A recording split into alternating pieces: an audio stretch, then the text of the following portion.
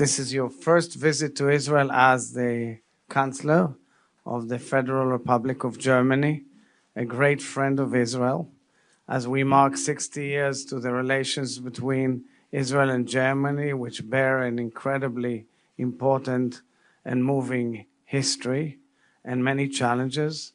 We've become very close friends, and for me to see the Arrow 3 missiles being installed in Germany to defend Germany in Europe. In view of the severe suffering endured by the civilian population of Gaza, we also had to take a stand here.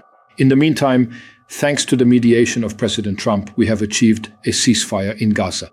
There are always setbacks, but the war that raged for 2 years is over, and peace, a lasting peace, is possible. The return home of the last surviving hostages, among them German citizens, has moved and delighted us. Now, as we both discussed, we must succeed in implementing the second phase of the peace plan. Germany is helping. We have sent officers and diplomats to the civil military center in Kiryat Gat. We are providing humanitarian aid for the people in Gaza who continue to live under very precarious conditions. We will contribute to the reconstruction. Above all, we will continue to engage diplomatically to bring about peace. One thing is clear: there can be no role for Hamas in Gaza. Gaza must no longer pose a threat to Israel. We must not think or act too short-sightedly now. After the traumas of war that both Israelis and Palestinians have endured, we must lay the foundation for a new order in this region. A new order in which Israelis, Palestinians, and their Arab neighbors can live together permanently in peace, freedom, security, and dignity. We are working towards the goal of a new Middle East, in which the State of Israel is recognized and accepted as an integral part.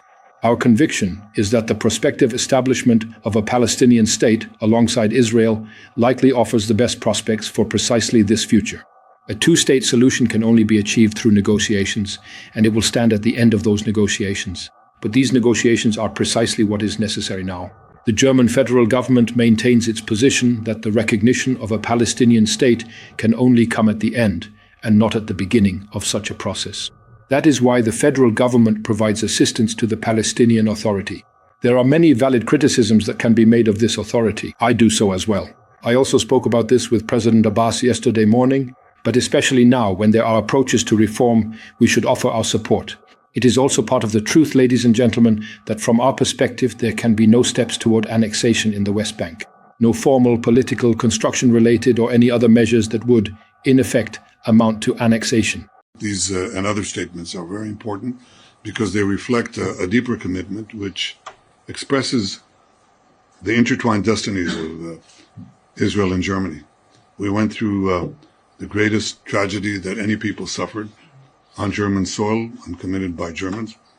And the generations that followed the Holocaust were understood that there was a special moral commitment to enable the Jewish state, the Jewish people, to recover from this horror. And Germany was committed and remains committed to Israel's security in many important ways.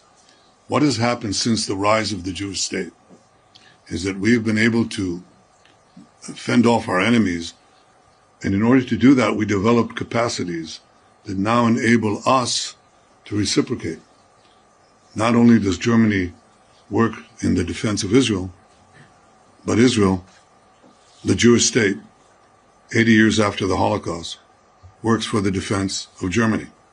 And that is a historical change that comes at the time of great international turbulence and change.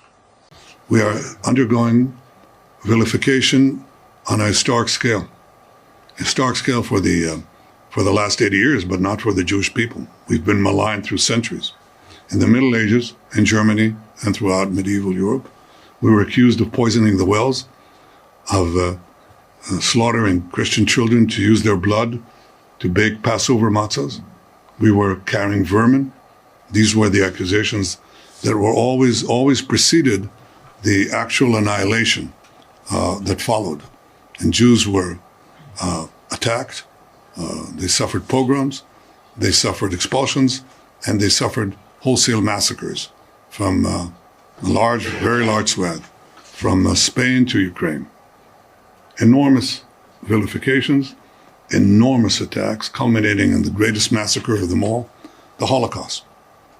What has happened since We thought, some thought, actually I didn't, but some thought, that anti-Semitism was gone. It's not gone. That cyclical phenomena of attacking the Jews in ways that prepare their destruction, delegitimize them, was transferred from the Jewish people to the Jewish state. It just took a respite, a few decades, where anti-Semitism was not done in polite company. Now it's done in every capital. They reflect a deeper commitment which expresses the intertwined destinies of Israel and Germany.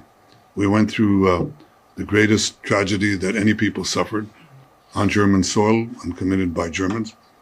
And the generations that followed the Holocaust were understood that there was a special moral commitment to enable the Jewish state, the Jewish people, to recover from this horror.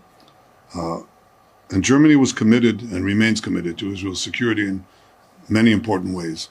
These people who tortured women, raped them, then beheaded them, burnt children alive, babies alive, took hostages, Holocaust survivors, babies. This is outrageous. People demonstrate for them and accuse Israel of bogus war crimes because Israel has gone to lengths that no army in history has done in the most difficult urban warfare situation, asking the population to leave, and Hamas shooting them to keep them there so the casualties can appear on the various international networks. I understand the enormous effect this has on the publics in Germany and Europe and to some extent America.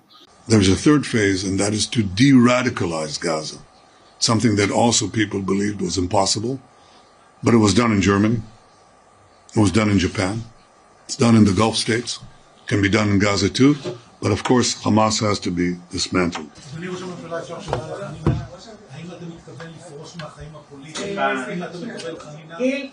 No. And